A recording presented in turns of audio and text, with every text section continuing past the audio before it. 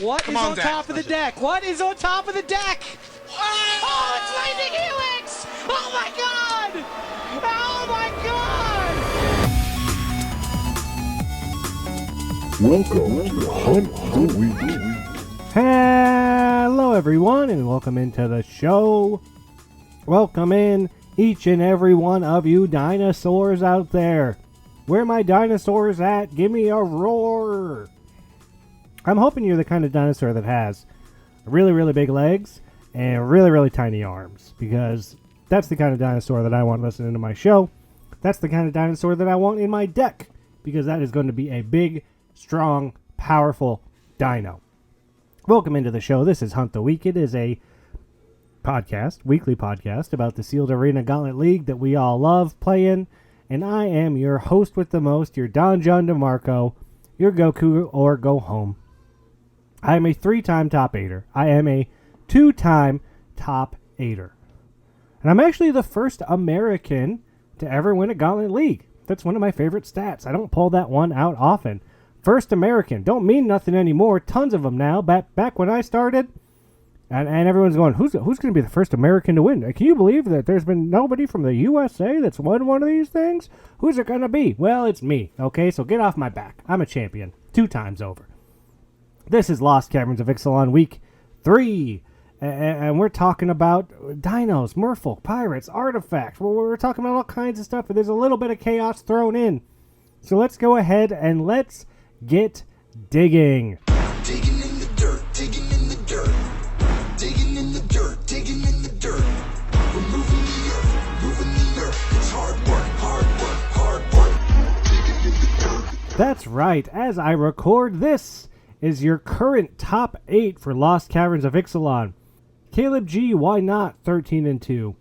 Jordan M, JM Tron, 12-3. Cody Race, 11-4.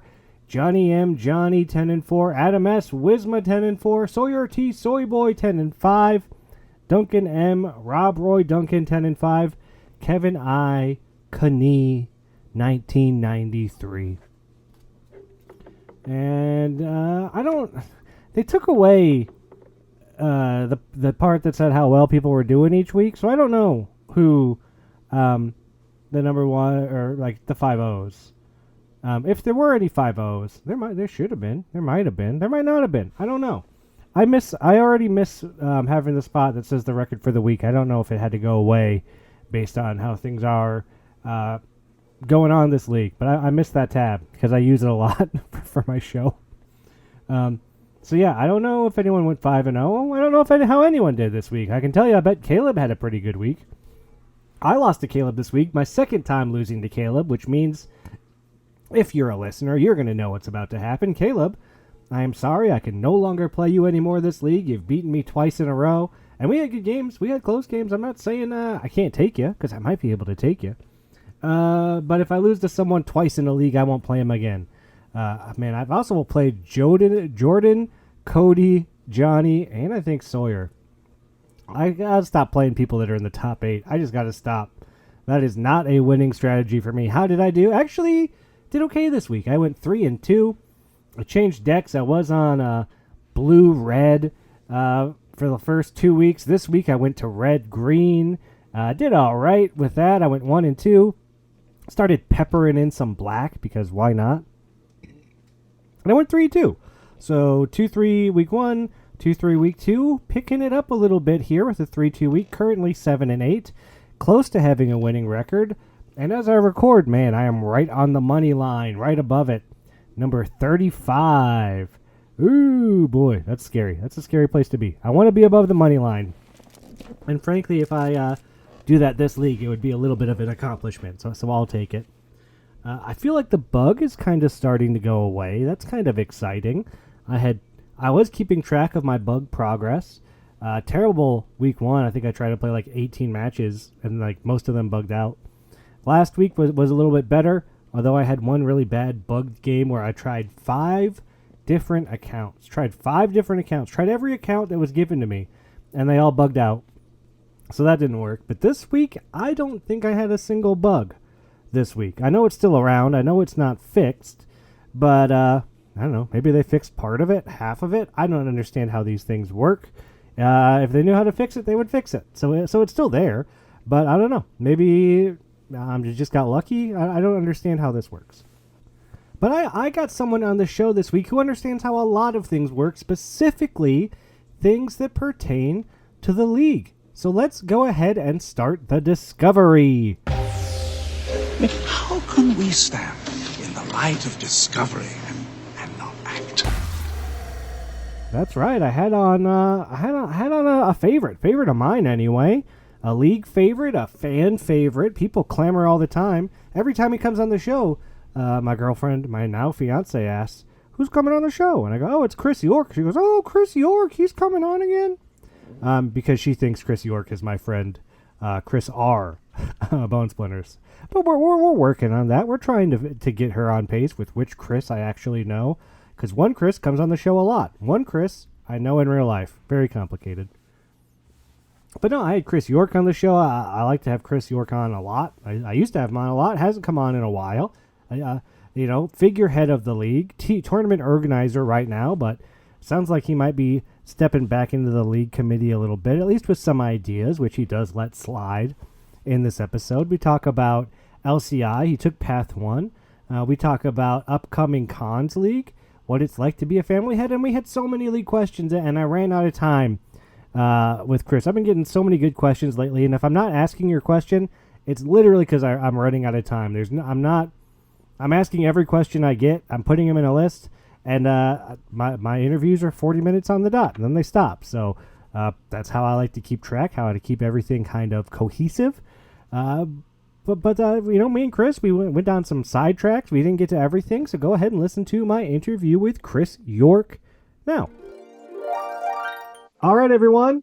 Well, join me this week as we discover with none other than the league godfather himself, Chris York. Welcome to the show, Chris.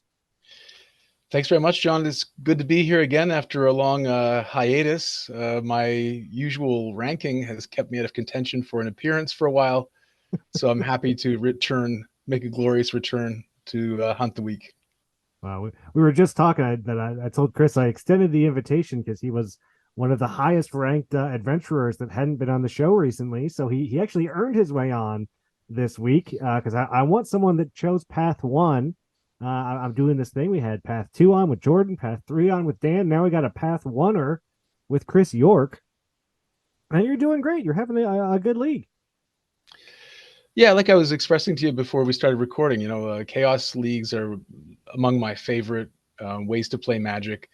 And the Path 1, the Adventurer Path, throws in a lot of spicy random packs from other sets. And just brewing with those is what my biggest kick is in playing the tournament. And I think maybe you're with me in that sentiment.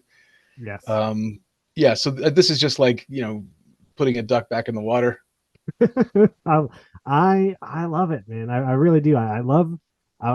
We were just saying before we started. I love the leagues where it's like a half or 3/4 of one set, and the rest is kind of filled in with chaos cards, and that's what this league is. And I'm seeing some really fun stuff out there. I'm watching fun stuff get opened. Like the whole mind game of like when you get to choose a pack, what pack do you take? When do you re-roll? Hey, let's talk about it. You chose Path 1. Did you go Path 1 mostly for the chaos? Was that it? Was there any other draw or anything that pushed you away from the other paths? Well, here's the thing, right? In the old physical leagues, I used to do something called the Planeswalkers Challenge, right? Which is where you open one pack of every available set before you pick a second pack of any set. I love it. So you walk the planes, and then you can go back and you start thinking about strategy. But that was always to my disadvantage, right? That was very rarely was that an optimal strategy. What the Adventurer Path does, and shout out to Ryan D, your nemesis, for designing it. The Adventurer Path kind of gives you a safety net while you're making the leap to these crazy sets. You got a few rerolls in there. Yeah. So if you get a real stinker, you can still pull it out of the gutter, which I think is great. And I've seen some stinkers, and I've re-rolled some stinkers, Chris, and I don't know if you've had the fun option of re-rolling packs, but I love re-rolling packs. That's a fun one. Yeah, I went from stinker to stinker, I think. I only used one map token so far. It was Oh, like from bad to worse, but I'm sure that'll come in handy later on in the from league. 0 to 0. I love it. Yeah. Um, Sometimes you're just bound to get a bad pack, and no amount of re-rolling is going to help you, right? yeah, they the magic gods, right? They are either with or against you every step of the way, and sometimes they're not happy. Sometimes they're not happy. But in Uh, terms of like the path not chosen, right? I think that yeah. there's a sort of like school of thought, and we're divided. We were divided in the committee when I was still in there. Now I'm Hmm. just TOing, so I'm a bit more hands off. But for the coming leagues, I guess I'm sticking my beak in a bit more, so Oh, we I might see love it. more of me. But for example, Johnny, he's got this idea that the best league is just straight up rolling one set, just purist. Like league should be about one set, punishment packs from Yep. one set all the way down. And that's one school of thought. My school of thought is that, league, if you want to play one set, go draft, go play sealed at your store.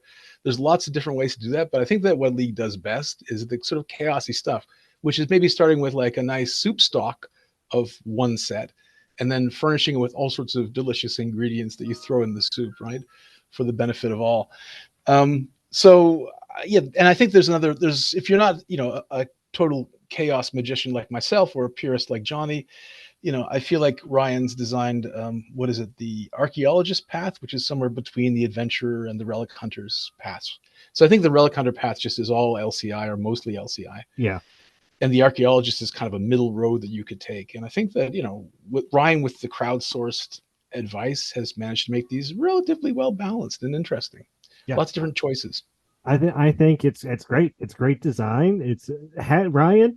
I hate doing it, but hats off to you. Like I'm sick to my stomach right now. I even got to say it, but yeah, Ryan, you knocked this one out of the park. Home run, man. Like I just love this league. I love the design. I love how you gave people the choice, and I love how there's choices along the way. What pack again? What pack do you reroll? That some I did right away, some I waited on. I finally got to open my mom pack, didn't like it, re-rolled it. Like it's been super fun. I really do like the design on this one. It's like chef's kiss, Ryan. You did great. Yeah, it came like fully formed almost out of his head.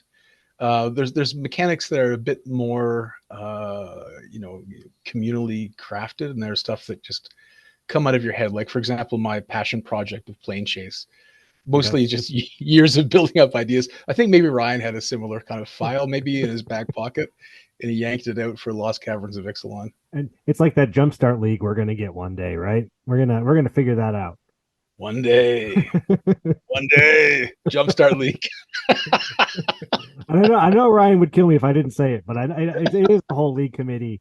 And when I brought Ryan on, I kept trying to give him credit. He's like, no, no, no. Everybody pitched in. So thank you to They they everyone. they they did, yeah. I mean, of course, everyone's got their fingers in the mix there, but the impetus, I'd say, the main impetus came from the humble Ryan. Yeah, he might downplay it, but he put a lot of it into that.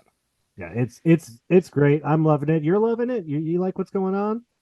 I do, and I this is maybe one of the more complicated league designs, and whenever I Yeah. see a complicated league design come down the pike, I'm always a bit worried. Are people going to be able to figure their way through the mechanics? Are people going to be asking constant questions in the league Yeah. committee channel, right? And I think that it has to do a lot with the smoother implementation, and that's down to Johnny and Sawyer and our other tech fellows, right? Who are tying up all these strings and making it really easy and intuitive to make all the complicated choices that the league's demanding of its players this time out. Yeah, it's great. The drop down menus, the exclamation point, explore, everything's so easy. I don't even have to reply to my pack. I just say it. It happens. Like it's kind of dummy proof. Like it's really really nice. It's really because this is a more complicated one. We usually don't get them. Not since like AFR, I think, we had a league this complicated and smooth. Exactly. And Very sailing. AFR had its hurdles as well, right? And its critics. AFR was definitely a league. It was definitely there was a lot to AFR. We're not going to try and start getting into that. It was beloved by those who loved it, and it was criticized by those who did not. It was It's divisive. It's a divisive league. it was very complicated though. It was passed with choices and things to do. And this time I was a little worried too. I agree. And you see this, you go, oh, I don't know, paths and choices. Like this can get dicey. But no, I don't think other than the bug, like what problems are we having? I don't really think there's any. And that's out of our hands, right? That's down to Wizards. So yeah, I think that's where we are. Happy to be playing, happy to be doing relatively well. Have two feature matches coming up tonight. Richard was begging for participants, and I'm like, look, if you need to, I can double up. So I might get deep pants twice on stream tonight, What just do after you speaking with you. what's some exciting cards in your deck? What like well, do you like LCI? I guess real quick, do you like LCI and you're Oh doing God, well? yeah. What's helping to your good run this week? Oh, I told you, it's chaos, right? So the whole discovery mechanic, when you get to like pull those, quality discovers off, and it Oh, just the synergy flows, and you've planted in some good hits. yeah, So satisfying. And like all of your lands, all your dead draws later in the game can always be cashed in for either +1/+1 counters or yeah, discover cascade like flips of your yep. deck. So yeah, I think that's just it's more engaging for me. These mechanics of the set is fun. It's more fun to build, and so I'm just more into it, generally speaking, than I usually am. There's some leads where I'm playing, but I'm relatively checked out, or I'm they're just not with the mechanics. But this time, I really like the gameplay. I did my in-store pre-release at Magic Stronghold. I was at Nice. table one at the end of each round. So Oh, something about this set and me. oh, he's back, everybody. Watch out. This could be Chris York's set. It could be. I doubt it. I doubt it. I mean, I've misstepped too many times, and the competition's too stiff on here. I might get my money back. That's what I predict. I might get my money back again and start to build, some credibility. That's all I'm hoping for. I'm That's not always expecting a top game. that's always the baseline goal. Just get your money back, play again next time. Exactly. Uh, Exactly. So that's where we're at with. another big reason I wanted to get you on the show before the big cons league that we're hyping up so much comes out is Mm. because you were a no, you're not only a league founder, right, but you were a family head in the Strixhaven League. Um, I Yeah, I wanted think to I talk. still had the stats back then. Early on, I think I still had the stats to make it as a faction leader in a faction league. And then, you saw my decline. Yeah, I've slipped a lot since then. I came in at the right after the high point, I Yeah, guess. I got the least popular faction because I think my stats were just that low. I was like maybe the fifth on the server at the time, based on past performances. So I got the the college that nobody wanted to be in. Yeah, Lorehold, I got Boros. we, so we got quite a pirate ship of players in Lorehold. I think we managed to sort of like cull together, bring together a faction that was memorable and fun. It was like that. It was like a college movie where you have that like that sort of like dormitory or frat that's kind of run down, and all the sort of misfits end up there, and they need to get like stand up against the preps and the jocks. That was Lorehold, I felt. That was, and it's funny because I came into Lorehold too, and it wasn't my first or even second choice. I was a new player, so the new players just kind of got sorted wherever at the end because no one knew how good they were. Um, Mm. so I just ended up in Lorehold too, and I was like, oh man, I'm in the Boros Guild. Oh man, not my colors at all. More like Snoros, right? Because Hey, the flavor is book reading. It's not even like a it's not even like the cool flavor. We're archaeologists or something, right? That's the idea. I'd love to hear about what it was like to be a family head, what it was like to lead us to victory. I mean, we did win that league, so you We were a did. big part of that, pushing us along. What was that like? Well, I mean, I think that I mean, obviously, if you're in athletics at all, you'll know that once your own performance diminishes, your joy comes in coaching others, coaching the next generation, right? It's like, get out there. Well, I was just coaching you to be the champion of the Lorehold, college. I'm like, yeah, come on, Rock, get out there and swipe at him. I was gonna bring out the bag of ice when you took your hits, and my joy was kind of seeing you do well in that league, right? So I think that's part of the fun of any kind of faction league, is that it's great for new players, right? It forces interaction with league veterans and more invested players, which means that the whole onboarding experience is just smoother and more natural. People are cooperating with each other for the right reasons. It's in their mutual interest and benefit. So no one's being a martyr, right? Everyone's helping each other and helping themselves by doing so. And it's just great for league lore. Like, you're building stories together, which means you both have a memory of things that occurred. And, we keep telling each other these stories as long as the server persists, as long as this tournament series keeps rolling ahead. And so I think that these are real social flashpoints that we can all kind of look back on and celebrate. And there's always a bit of like the drama and the sliminess and just they're the spikiest of spikes. I know it brings out the worst of the league in like the best way, I think. Yes. Where it's like, when people start, and I don't think pool scouting is going to be as big of a thing as it used to be, because pools are like pretty open now. But like we had an Excel document of everybody in the league, what deck they were running, like red X's next to people that you should not play, things like that, and this was when you were the Dawn for Streets of New Capenna? We did a little in Capenna, but I thought we did it a little in Lorehold too. I feel like I don't know. You don't know. See, that's the thing, is that everybody does it, and then we talk about it like no one's doing it. Everybody's got an Excel sheet about like who's like the top. I mean, it's even on the server now. Everything's built into the server now. Like, who the best players are. They're in the top 8. I played Caleb twice this league. Why do I keep doing that? I need to stop. Yeah, my feeling on this is if it's not forbidden by the rules, and it's not if it's not outside the bounds of common decency, then it's probably permitted. And so I think if you do things like scouting, it's not unlike what you do at a GP or something, and it's fine. I don't think it's unethical. It's just you work harder for the result, and the gains that you get from having this information kind of not all that great. So if you want to put the extra time in, you get joy out of it, go for it. You knock yourself out, get all the stats you want, right? At the end of the day, it's, in the moment, can you play the cards against the other person? Everything else is just kind of window dressing.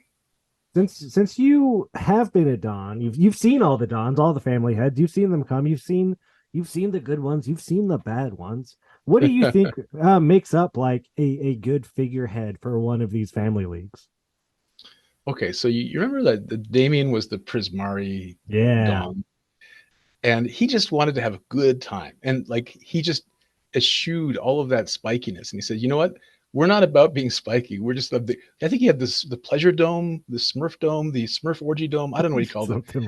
Something like that. And it was just all about having fun, and it was just all about just being weird and wacky. And he led his group to, I think admittedly a mediocre performance. Yeah. Did he? Or did I think he did, yeah, because I don't think. Or did the Prismar? I think a Prismar member won the league, but I think the faction lost. I think that's how it worked. The faction was not doing well because they're having a good time. They're just having fun, right? They're just having a great time. And then, like on the other end of things, you can just imagine, right, with the Quandrix, I think was headed up by Johnny, and you could just tell they were the spikiest of spiky spikes. They were grinding it from a completely different angle, and I feel like we were kind of in the middle, right? We were like half just for fun and for camaraderie, and then the other half, like we were also trying to take it as seriously as we could do. We were no Prismari, obviously, right? We tried to put up some results. But yeah, so I just think like the character of the leader in a faction league is pretty important. It sets the tone for the culture. It's funny because it makes me think of the SNC League where Damien again was a Don, and his big thing was no spikes. Nobody that is going to take this too seriously, just for fun. And then Obscura was Cody with all spikes all the time. Every spike, come over here right now. And then you can see how that strategy played out for both of them. Well, yeah, I mean, here's the thing, like it leaves behind these cultural legacies, right? So the secret server originates from this very spiky subsection of players. Your podcast, Riveteer Radio, comes from your efforts to try to lead us into more and greater coordinated action. And Steve had his little computer animated party room going on. Yeah, so I mean, these are things. These are tangible cultural products that wouldn't have occurred if it wasn't for the faction league, right? And I think that, we're going to see more and different stuff come up with Khans of Tarkir. I'm excited to see what what the culture of the clans becomes, Yeah. and how much it's flavor focused or, personality focused. And we have different mechanics in mind for picking out the leaders of these guilds and these clans. So I can talk about that if you want. Everything's speculative and tentative right now, Ooh, but I I can don't. maybe. I mean, I would love to hear a little bit, but I just if it, I don't want to get people excited if things are speculative and say something, and then the next day there's a 5 pages on the server, people are debating a speculative thing. But I would love to Well, hear.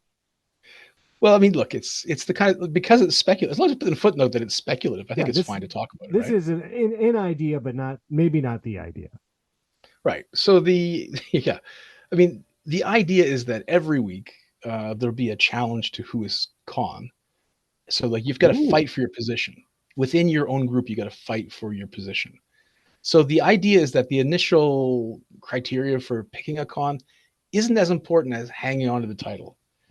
ooh, And so I think it was Sawyer who came up with this idea, right? So we got the flavor for the Obzon, which is endurance. And just again, note these will probably change before they're put in a draft rule set. But to endure, you have to have the highest percentage of week 6 appearances to be oh God. the initial Khan. Jeskai, cunning, so you have to have the highest ELO going into the going into the going into the event. And ruthlessness for the Sultai, you have to have the lowest percentage for your what was it, your opponent, Well, lowest OMW. yes, lowest OMW. So I guess you can guess who that might end up being. And then Mardu, right? To be the Khan of the Mardu was the idea, was you'd have to have speed, so your matches would have to be played closest in time to the rotation, to the weekly Oh rollover. my gosh, that's so weird. And then the teamer savagery Khan would be the person with the most 2-0 wins going into the tournament. Oh, I So love it. just That's knocking great. people out. So it's just a flavorful way of like temporarily assigning Sure. a Khan. But then the thing is, it won't matter so much because of the following thing. So again, this is sort of my suggestion, trying to solve two problems at once, right? So we have one problem in that right now, because we don't have promo packs anymore from our partner stores. Hmm. There's no real incentive to appear on screen and stream anymore. And so Richards ends up, begging people to appear on the feature matches every week. Yeah. And times like this week, I've got to do double duty just to make sure there's a show, right? So um, I wanted to think of a mechanic that fixes that, right? By maybe putting a side pot, just like we have a faction side pot. If your faction does the best, you share in that money together, and it gives you a reason to work together. Hmm. Put another side pot uh, aside for the feature matches, and basically like $5 per match rewards, like prize purses, Yeah. to encourage people to stream. But then again, we can restrict that in the Cons League to the people who are challenging the Cons for dominance. Oh, so that's gonna be so those could be like those are gonna be within. Yes. Oh, okay. So the idea Yeah. is that the champion matches, instead of fighting it for other people, you're fighting within your own clan to be the It's the con. one time. It's the one time where it benefits you to fight within your own league, your own faction. Well, why does it benefit me to become con? Because then you get to play I these get feature matches, and you get more chances to get store credit prizes. okay. So it personally benefits you because you're the con, and you get the privilege of playing feature matches and being the top. Again, there's certain there's pride to it as well, right?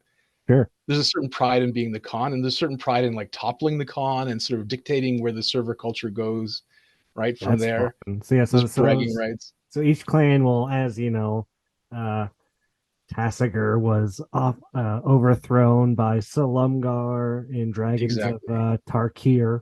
You can overthrow and become the next Salumgar, having Tassiger hang from your neck as a necklace. Exactly. And so the player with the highest result will be the one who will be given the option to challenge the con. Again, tentatively, if this mechanic is approved and loved. Sure. They'll have the chance to challenge the con for dominance. And if the second in command doesn't want it, it goes down to the third in command, goes down to the fourth in command, until there's somebody in the clan who's willing to take the feature match. Oh wow.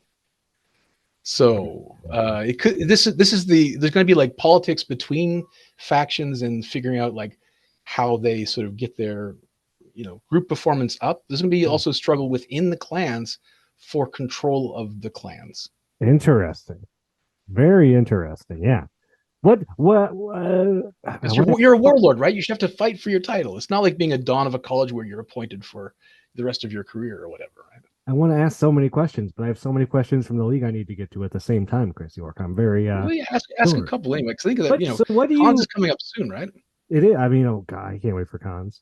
So as a con, like, what do you get to do? Like, what do you get to do that makes being a con so great in this league?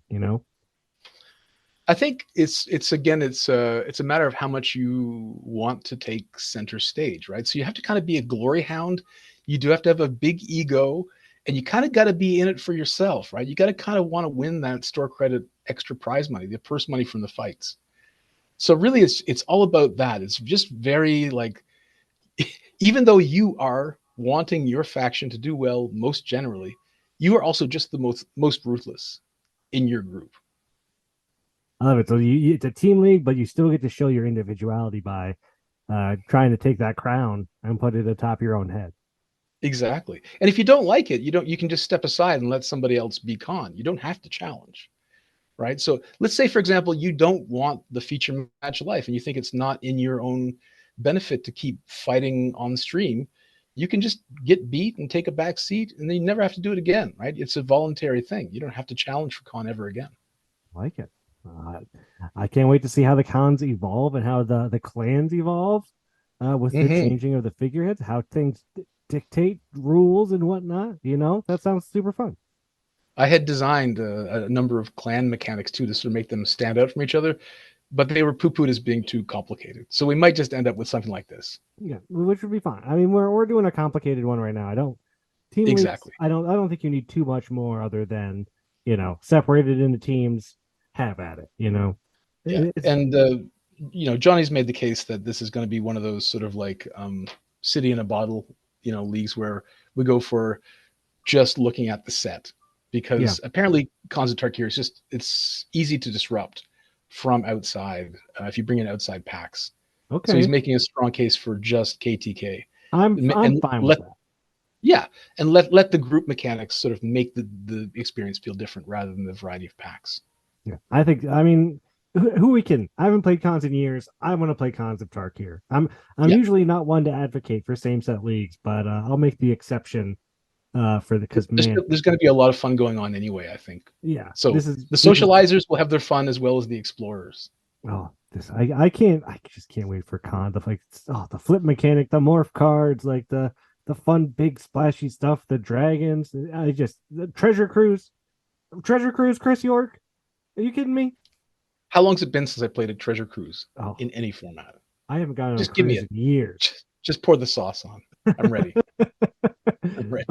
We got to get to at least a couple of these league questions. Yeah, sure. Because people want to know, but as we do when Chris York comes on the show, we just spend so much time having a good time talking Magic that time flies. Dan A. Beatdown Bringer would like to know, as the league has grown, what has been one of your favorite changes from its original configurations, and what do you miss most? Okay, good question from Dan. I mean, I think that, one of the things that I'm really appreciating is the automation, right? That going online has allowed us to embrace, because I remember filling out paper slips in the store and putting them in a physical box. And I had to sort of like write the contents of each of your punishment packs on that. And I had to be the one to, Richard actually he did it for a while. He used to collate them and make sure that everybody's league pools were in a folder so that if you lost your physical card, you could rebuild your deck. Oh my gosh. And if there was like a spot check, if someone was using a weird card, you could actually pull out the records physically and say, well, we don't see any of that card in any of your packs. So, and that's tough. So that's one thing that I really enjoyed. The automation really adds a lot, helps us out. But we also miss that face-to-face interaction. So you can't really replace face-to-face interaction. I'm happy to say that we're going to get some of that back, at least here in Vancouver. I just Oh, made a nice. deal with Magic Stronghold, so we're going to have, starting with Ravnica Remastered, we're going to have a physical league again Oh, in wow. a store. Yeah, so kind of like Gauntlet League mechanics, but face-to-face play. That'll be great. That'll be awesome. Anybody in that area, I'm sure you want to be part of it. Go play against these people in person. I did it in Dallas. I loved it. You should go do it too. If you come to Vancouver, beer's on me. Oh, you heard it there. Everyone go at the same time. Break the bank. Evan C would like to know: have you built up any other communities in any of your other interests or hobbies? Great question, Evan. Very telling. There was an artist collective that I established in my youth Uh huh. that was ended up not being financially viable, and so had to be abandoned. And of course, with artists, just like with Magic players, there are fractious, independent personalities with different agendas. And yeah, so that is no longer happening. But yeah, so I have been interested in community building for a long time. I've tried different kinds of ways to do it physically and online, and yeah, I'm happy with the current state of things here on the server. I think that it's evolved a Yeah. lot from when we started, and that's due to the efforts of a lot of committed and talented individuals whom we are all in collective debt to, and yourself included, John, with this thing that you're doing, this service you're providing for the community, this important service. Oh, I'm happy. I'm happy to do it. Gives me something to do, so I'm not just wasting my life playing video games all night long. At least I take a little break from them for this. Uh, Jack H. Yeah. Rakic would like to know: what's your favorite plane, Magic the Gathering plane, and why? Oh my God, that's a tough one. That's a good one. Favorite plane? That's one of the ones I hadn't prepared for. I sent you a list. Okay, that's on I you. know, I know. Favorite plane? My God, it's not Ravnica. Maybe it is Ravnica. Gosh, I don't know. I mean, it's got to be a faction plane, right? It's got to Yeah, be a yeah. faction plane. Because like Ikoria, what is that? Just monsters and stuff. Okay. What's there? It's just gods and warriors and stuff. Maybe Ravnica is my favorite actually. Yeah, They've yeah. done bad things with Ravnica recently, I think. They haven't really done, but the original Ravnica set was so exciting. The idea that like the two color pairs had concrete mechanical identities, and they had this very complicated story about how they all interrelated with each other, the 10 different guilds, and the machinations and the complications. And I like the idea of like and Ecumenopolis, I believe it's called, where you have a city that covers the entire plane. I like that sort of different look at architecture and like floating buildings, and then like the people living in the sewers, and that seems to me like has a lot of rich lore. I guess we're going back there soon for Murders at Karloff Manor, but I don't know how they're going to combine Clue with Ravnica I think they and said make that that that's work. not expected to be like a Ravnica set. Like they said, don't think of that as a Ravnica set. Think of it as like a little different, I think. Okay, so kind of like War of the Spark wasn't really a Ravnica set, like it just happened on Ravnica. Yeah, yeah. I think Okay. I think that you'll see all the clans, but I don't think it's about like the Ravnica plane. It's like a fun murder mystery, I think, right? It's supposed to be this fun what a fun murder mystery we're all gonna be a part of. I But no, it's mean, not, shouldn't that happen on? I don't know. Shouldn't it happen on Innistrad? Isn't that like? Don't we already have a plane for uh, murder mysteries we've and been on stuff? Innistrad and we've been on Innistrad so much. I love Innistrad, but man, let's give it a little bit of a break. You Yeah, just fair enough. I feel like they're there because that's my favorite plane, but again there's plenty of cool planes. There's plenty of cool stuff out there. I was thinking like Karloff, Boris Karloff. I think I would just naturally bring us back to monster movies, right? See, I It's like right there. It's on the wall. Boris Karloff. Uh let's see. Adam asks, what was the craziest pre-online league? Couple of those. Okay, so one of the craziest ones was the first cons of Tarkir League in Dubai. Ooh, OG cons in Dubai. I love it. Yeah, we had 40 players, I believe, for that one, plus 40 plus players. And back then, it was in store. The store was highly in support of us. It was called Battle Zone. It's out of business now, but it was a place where League was prospering for a while. And the store owner kept giving us rewards for the cons to give out. So the cons really were like warlords giving out the spoils of war to their favorites and their clans. and it created so much drama and controversy and politicking, and it was delicious and strange. And again, you have these very strong personalities leading the groups and setting Yeah. the culture. And because it was all happening in store, like league days or league nights or whenever we got together, were just bonkers. And every week we had another challenge that we had to sort of like complete. Sure. And so seeing people work together, that was kind of fun, and it was nutty. Because of, the online culture is different. We're more concerned with fairness and balance. We're not going to go down that path for our cons league, because you can see the potential for grief is Oh yeah. is great. Yeah. So, Yeah. so just for the sake of civility and future goodwill, we'll probably avoid that, making cons into real warlords, handing out real cards to people in real time.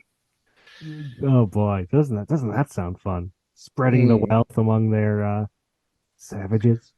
But I mean, in terms of like other crazy ones, like the Battle for Zendikar League at face-to-face games in Montreal was also kind of nuts for different reasons. Okay. Because back then, Entropy, as Richard says, Entropy had death touch. So if you had one loss to Entropy, you were out of the tournament. Oh my Get god. out of here. And so we had, again, like around 50 players. It was the first league at face-to-face, so it was huge. And then I think a lot of people got burnt out on it because their first experience was just like miss a match, get You're out of done. here. Yeah. It was just too brutal. It was just too brutal. And then we didn't have a sort of like cut to top 8 like we do now. You had to play out the league until all of your eliminations were taken. So I remember like the last match was between two guys who had like, one guy had like 8 eliminations left to go and one guy had 5, and they just like sat there all afternoon just grinding out matches Oh, against that each sounds other. awful. It was brutal. So that was probably another one, crazy for the wrong reasons, from the past of the league, but also educational and fun in its own right. And what we've learned from it, Chris. This is going to kick us out any second. Before it does, thank you so much for coming on this show again, and I wish you luck in your feature matches tonight. Thanks, John. Always a pleasure. Always too brief. Always. I'm sorry. We could talk forever. Just got to have you on again. That's how it goes. Thanks, man. See Hey, you soon. good luck. Really interesting design ideas for cons. I can't wait to see what happens there. I'm just so excited for it. Again, I love having Chris on the show. So easy to talk to, so fun to talk to. Chris has been there since my start in the league, and got a strong connection to him. I really just love talking to Chris. It's a great time. He's got good perspective, and he's doing well. As I record, he's 9-6, currently in the top 16. He's having a good league. He's having a good time. Like what can you say? And you may notice no Steve Stumper this week or last week. Just to quell any rumors out there or anything. Steve's just busy right now. He got sick. He's busy. Holidays, family, and stuff. I don't know if it's coming back. It might, but that's what's going on with Steve Stumpers. Steve's just a little bit too busy right now. So hopefully we get them back in the future. I know they are. At least something I like a lot, and I like making people look dumb on my show. So let's get the Stumpers back at some point. And it's week 3 of Ixalan. I'm loving what's going on. I finally got to get my mom pack. I'm in path 1. I finally got my mom pack. We get it real late, pack 8. Didn't like it. Re-rolled it. Got a bro pack. And I've been super impressed with Power Stones. I am loving Power Stones. And like, it's obvious why, right? Like, first of all, LCI is an artifact set. Tons of artifacts. They're helping with that. All the lands. It helps cash in your lands, which is really nice. Works with craft, which is really nice. Works with blood tokens, clue tokens. Works with the map token. I don't know. The Power Stones have been really, really nice, at least in my deck so far. So if you haven't gotten a chance to go to Bro, I'm going to recommend Bro. Hopefully you get your chance. You go to Mom. After Mom, I'm going to go to Bro because I'm liking how this is working out. And I'm really loving not only the set, but again, this league design. I think this is a fantastic league. What a good one. And yeah, that's going to do it for the show. I hope everyone else is enjoying LCI like I am. And I'll see you out there on the battlefield. Until then, I hope you get to keep a good 7 because that's what it's all about. You're not going to do well if you don't get to keep a good 7. Keep a risky 7 sometimes. Sometimes I'll keep a risky 7. Like maybe it's 2 lands or 5 lands. And I'm like, yeah, it's fine. It'll be fine. And sometimes it is, right? Sometimes it is fine, and sometimes it's not fine at all. And I hope that shuffler is in your favor, because there's so many bugs on this client, right? You had the plane cycling bug this week. You couldn't play plane cyclers, which I think is just real funny. What a weird bug to have happen.